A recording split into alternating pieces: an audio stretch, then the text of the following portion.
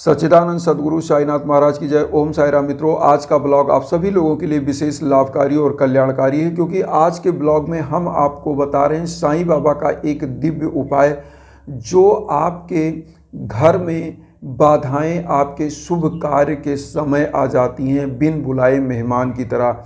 जैसे मान लीजिए आप कोई ज़मीन खरीदने जा रहे हैं, अचानक होता क्या है कि आपके घर में कोई हादसा हो गया, कोई बीमार हो गया और वो पैसा उधर चला गया, या आप कोई शुभ कार्य करने जा रहे हैं, अचानक से कोई ऐसी भीषण दुर्घटनाएं या कोई भी ऐसा कार्य आ जाता है कि जिससे आपको उस शुभ कार्य को पोस्टपोन करना पड़ता है और परिवार में जो विकास के रास्ते होते हैं वो बंद हो जाते हैं। मान लीजिए आप एक शॉप खोलने जा रहे हैं, अचानक कोई ऐसी ही एक आपदा आती है या कोई बीमार हो जाता है, जो पैसा आप अपने बिजनेस के लिए रखे थे वो पैसा कहीं रोग में चला गया या मुकदमेबाजी में चला गया या झगड़े में चला गया। तो आज के उपाय में मात्र हम आपको इस 2 पान के पत्तों का उपाय बता रहे हैं और कैसे ये उपाय आपको करना है हम ये बता रहे हैं। सबसे पहले तो आपको ये 2 पान के पत्ते लेना है और 2 पान का पत्ता लेने के बाद आपको करना क्या है। इस 2 पान के पत्ते को लेने के बाद आपको 2 लवंग लेना है और एक घी का दीपक लेना है और आपको अगरबत्ती ले लेना है, फूल ले लीजिएगा कुछ जो साईं बाबा के श्री चरणों में अर्पित करने के लिए। तो करना कैसे है, विधि आप समझ लीजिए। आपको पहले तो सुबह ही नहा धो लेना है और इस उपाय को आपको मॉर्निंग में ही करना है, आप समझ लें। मॉर्निंग में आप नहा धो लीजिए, पीले आसन पर खुद बैठ जाइए और बृहस्पतिवार को इस उपाय को करना है। बाबा को भी बृहस्पतिवार को एक पीले आसन पर स्थापित कर दीजिएगा और 2 अगरबत्ती आपको जलाना है और उसके बाद एक घी का दीपक जलाना है। अपनी दाहिनी तरफ साईं बाबा के श्री चरणों में आपको उस दीपक को रख देना है।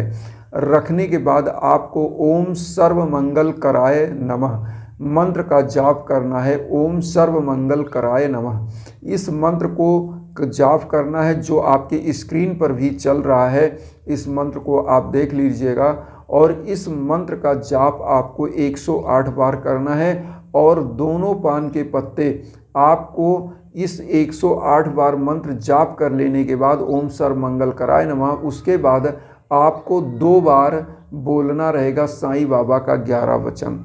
और पहला पान का पत्ता आप जब लीजिएगा तो इसमें करिएगा क्या, एक पीले कलर का या लाल कलर का इसमें चंदन लगाइएगा और जो लवंग लीजिएगा तो लवंग को इस पत्ते में आप क्या करिएगा, ऐसे घुसेड़ दीजिएगा।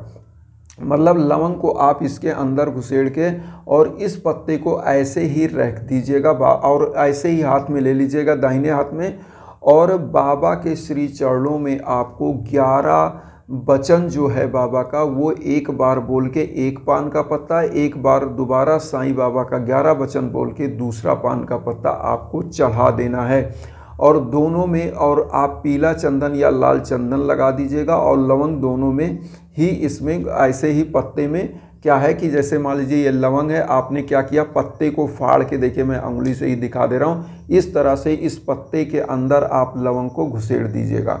अब ये आप करिएगा क्या कि वो पीला चंदन आप क्या करिएगा इस या लाल चंदन जैसे मैंने लगाया इसमें आप लगा दीजिएगा। लगाने के बाद आप साईं बाबा के श्री चरणों में इसको डाल दीजिएगा। 11 वचन हम एक बार आपको बता भी दे रहे हैं, कौन सा 11 वचन बोलना है। जैसे 11 वचन साईं बाबा का है क्या, आप ध्यान से सुन लीजिएगा।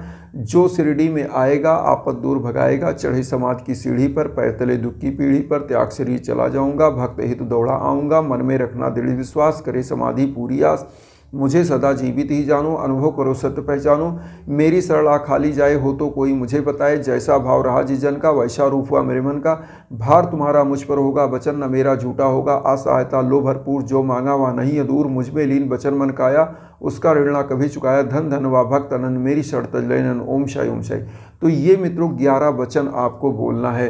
11 वचन आप किताब में भी पा सकते हैं या अगर आपको नहीं मिलता है तो आप गूगल पे भी सर्च कर लीजिएगा, वहाँ पर लिखा लिखाया आपको 11 वचन मिल जाएगा।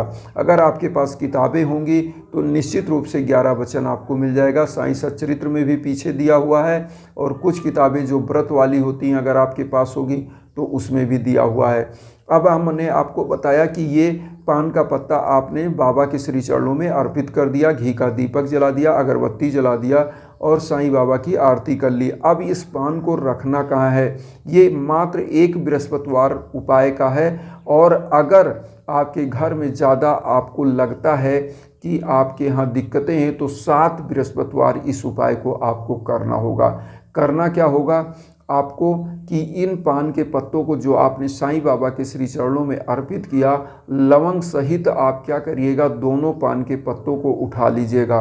पहला पान का पत्ता आप क्या करिएगा कि अपने घर के किचन में रख दीजिएगा, किचन में। और किचन में ऐसी जगह रखिएगा जहां पर इस पान के पत्ते से आपका कोई मतलब ही ना रहे, सूख जाए, सड़ जाए, आप कोई दिक्कत नहीं, इसको उसमें पड़ा रहने दीजिए।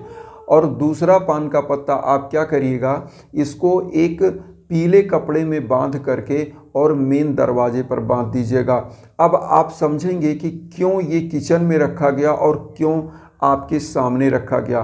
क्योंकि हमारे यहाँ वेदों में भी तांबुल पत्र इसको बोलते हैं, पान के पत्ते को बोलते हैं तांबुल पत्र। और तांबुल पत्र का ये महत्व है कि किसी भी पूजा पाठ में हमारे यहाँ पान के पत्ते को शुभ माना जाता है।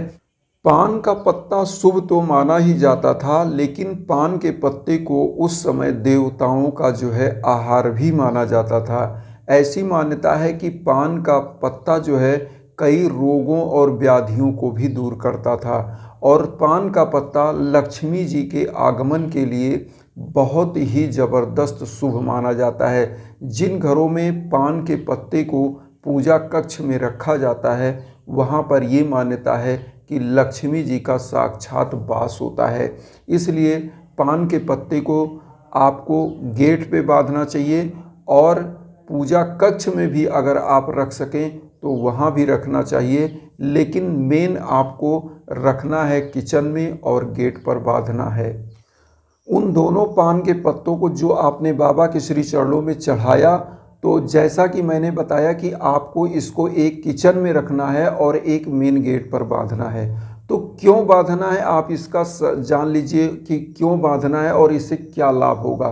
क्योंकि हमने आपको जैसे बताया कि हमारे यहाँ वेदों में पान के पत्ते को तांबुल पत्र बोलते हैं और तांबुल पत्र हर शुभ कार्यों में लगता है। तो ये शुभ कार्य तांबुल पत्र अगर किसी के यहाँ, पान का पत्ता अगर किसी के गेट पर बांध दिया जाता है और लवंग के साथ, तो ऐसी मान्यता है कि ऐसे घर में लक्ष्मी का साक्षात आगमन होता है। ऐसे घरों में शुभ कार्य हमेशा होता रहता है और ऐसे घर में कभी भी अशुभ वातावरण बनता नहीं है। और अगर कोई भी बाधा आती भी है तो ये लौंग और पान के पत्ते के प्रभाव से, इसकी तेज से, साईं बाबा के प्रताप से वो आपके घर में प्रवेश नहीं कर पाता। यहाँ पर आप ये जान लें। और जो आपके घर में किसी भी प्रकार का अशुभ कार्य मान लीजिए अचानक होता है, तो ये पान का पत्ता क्या करता है, उस निगेटिव ऊर्जा को ये लौंग और पान का पत्ता शुभ कार्यों में परिणित कर देता है। और जो आपने देखा होगा कि कोई भी शुभ कार्य आप करने जाते हो और वो हो नहीं पाता है, तो होगा क्या कि आपके समस्त जो भी बाधाएं आ रही शुभ कार्यों में, वो निश्चित रूप से सदा के लिए समाप्त होंगी और शुभ कार्य हमेशा होता रहेगा आपके घर में। क्योंकि ये उपाय बहुत ही टेस्टेड, बहुत सारे लोग आप देखेंगे आदि अनादि काल से ये उपाय होता आया है। बस इस उपाय को जिस भी देवता को आप मानते हो उनके श्री चरणों में अर्पित करके भी आप कर सकते हो। चूँकि हम साईं बाबा के भक्तों में से है तो मेरा उपाय साईं बाबा के श्री चरणों में चढ़ाकर होता है, क्योंकि साईं बाबा हैं गुरु, और गुरु के सानिध्य में जो उपाय होता है वो निश्चित रूप से कल्याणकारी होता है। और गुरु क्या होता है, मार्गदर्शक होता है। और जब गुरु के सानिध्य में कोई उपाय किया जाता है तो ऐसी मान्यता है पौराणिक समय में कि गुरु का जब साक्षात प्रताप होता है तो गुरु तो ब्रह्मा के रूप में है और आपकी मनोकामनाओं को पूरी करते हैं। तो हमारा एक ही उद्देश्य होता है कि आप सभी लोगों के चेहरे पर मुस्कान आए, आपकी मनोकामनाएं पूरी हों, आप खुश रहें, सुखी जीवन रहे और एक विनम्र निवेदन आप लोगों से यही करूंगा कि साईं भक्तों को जो हम अपने एक परिवार की तरह लेकर चलना चाहते हैं, वसुधैव कुटुंबकम की भावना के साथ, उस भावना को आप आशीर्वाद दीजिएगा और चैनल को सब्सक्राइब करिएगा और उन साईं भक्तों तक वीडियो को ज़रूर शेयर करिएगा जो किन्हीं कारणों से कष्ट में हैं, किसी चीज़ से वंचित हैं। इसी के साथ ओम साई राम।